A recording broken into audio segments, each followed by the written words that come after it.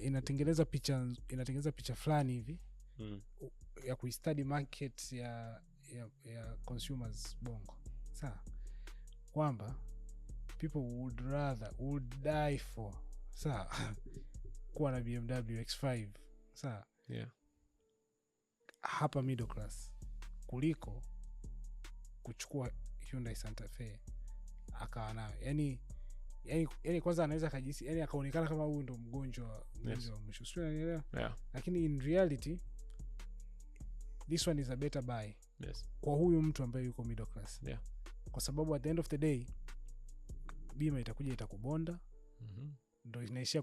Kuna mchekeshaji mmoja alipewa gari akasema mimi nimeipaki bana, kwa gari nimeenda nayo siku ya kwanza mafuta 40, kwa pili mafuta nikaona hapana, gari mimi siwezi, akaipaki.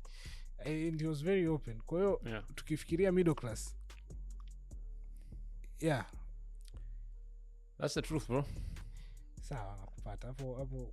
Ina make sense. Ina make sense. Ina make sense.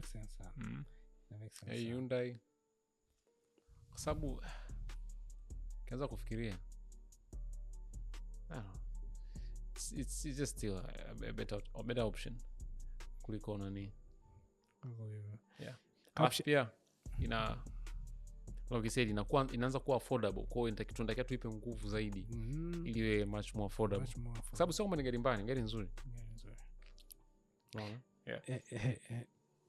Na iona hii caption ikisema Hyundai